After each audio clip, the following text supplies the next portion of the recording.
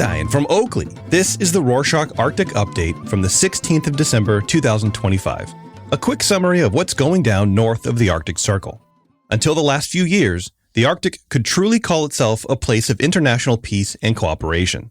Unfortunately, that peaceful status continues to break down piece by piece. On Wednesday the 10th, the Danish Intelligence Service published its annual risk assessment, which, for the first time, is classifying the U.S. as a security risk.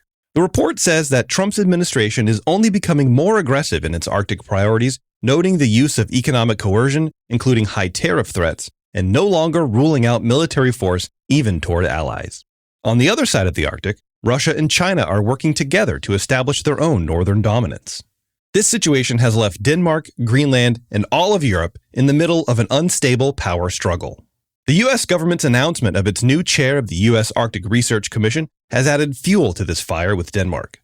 The appointment has been granted to Thomas Emanuel Dons, a Trump ally and founder of the nationalist influence group American Daybreak. The group was behind the two controversial visits of U.S. political figures to Greenland earlier this year, which were intended to create discord between Greenlanders and the Danish government. Thomas Dons is interested in the U.S. eventually taking control of Greenland, and now he has been placed into a position where he will be shaping federal research agendas and advising lawmakers on Arctic issues. As the prospect of conflict rises in the north, Norway is taking unprecedented steps to bolster Arctic security. The Norwegian Arctic islands of Svalbard and Jan Mayen have long existed as areas of science and cooperation with no need for a military presence. But on Friday the 12th, the Norwegian Ministry of Defense announced it wishes to establish a military police presence on Jan Mayen. This will create a military area on the island with a commander assigned to protect Norwegian sovereignty in the high north. The ministry believes Jan Mayen is not capable of handling the shifting Arctic security situation unless changes like this are made. The Norwegian government sees the high north as a place of security risk rather than an area for culture or nature.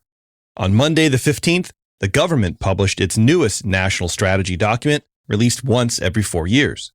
Northern Norway receives only a single mention in this document, being called Norway's single highest security priority. The government intends to develop infrastructure and resources in the north in order to accommodate the reception and movement of Allied reinforcement forces. Introducing small measures like a new commander or a base in the Arctic may do little to protect the North from the most devastating weapon in human history, the nuclear bomb. So, should the Arctic go nuclear? In an essay published on Defense 24 on Friday the 12th, Dr. Alexander Olczek writes that the Nordic nations should consider building a nuclear arsenal. He believes that Europe needs to be able to independently defend its borders, with the hope of assistance from the U.S. fading. Even though the Nordic governments have all declared their nations as non-nuclear, the need for concrete security guarantees in the countries that border the increasingly aggressive Russia means that Sweden, Finland, Denmark, and Norway could soon find themselves in the hands of the bomb. To read the piece, freely available and in English, check out the link in the show notes. One country set to benefit from the disorder within Arctic governments is Russia. On Thursday, the 11th, the Russian government announced that it's seeking foreign investment from the U.S. in its strategic sectors, including rare earth extraction and oil drilling in the Arctic. This announcement comes on the heels of the U.S. government's recent peace plan for Ukraine, which included several proposals to invest in Russian businesses.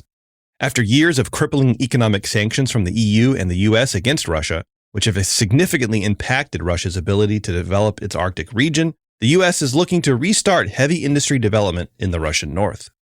Money can be used for more than weapons and industry. It can also become a tool of justice, particularly for indigenous communities. On Wednesday the 10th, the Danish government announced an agreement to provide individual compensation to Greenlandic women affected by a decades-long involuntary birth control program carried out from the 1960s to the 1990s.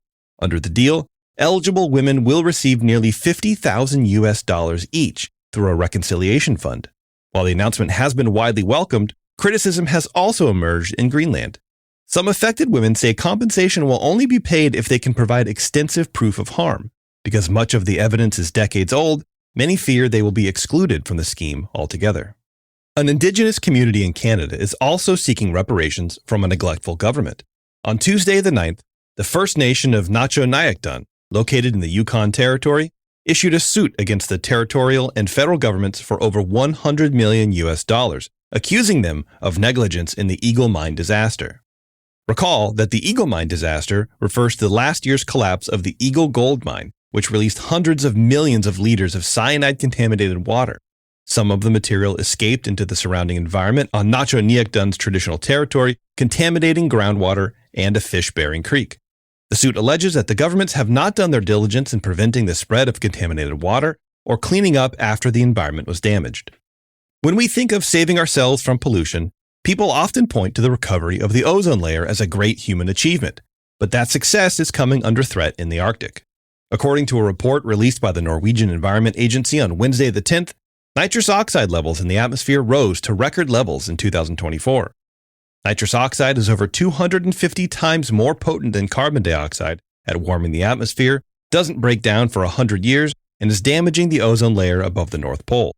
In the 1980s, humans worked together and successfully banned ozone-depleting gases. 50 years on, it looks like we need to do it all over again. The warming Arctic poses a serious threat to many of the species that live there, but new research offers hope for the survival of its most iconic resident, the polar bear. In a study published by the University of East Anglia on Friday the 12th, scientists examined how polar bear DNA is responding to rising temperatures across the Arctic. The research found that genes linked to heat regulation and metabolism are behaving differently in bears living in warmer regions compared to those in colder areas. Once genetically similar, these populations are now showing signs of divergence as bears in faster warming habitats began adapting at a genetic level. While the findings offer hope for polar bears' long-term survival, researchers stress that this does not replace the need for immediate and drastic climate action. With the Arctic changing faster than many countries and governments can react, it's important to conserve what makes the Arctic special. UNESCO is helping to preserve Icelandic culture as they announced on Thursday the 11th that they have added Iceland's swimming culture to their list of intangible cultural heritage, marking Iceland's first ever nomination to the list. This list honors the non-physical things that make a culture unique. The Icelandic tradition of bathing in geothermal swimming pools is a social event where friends and strangers gather to chat and relax. UNESCO will now help to preserve and honor this tradition, ensuring it's not lost even as the North transforms. And that's it for the week. Thank you for joining us. Don't forget to check out our new t-shirts with a link in the show notes. Adios!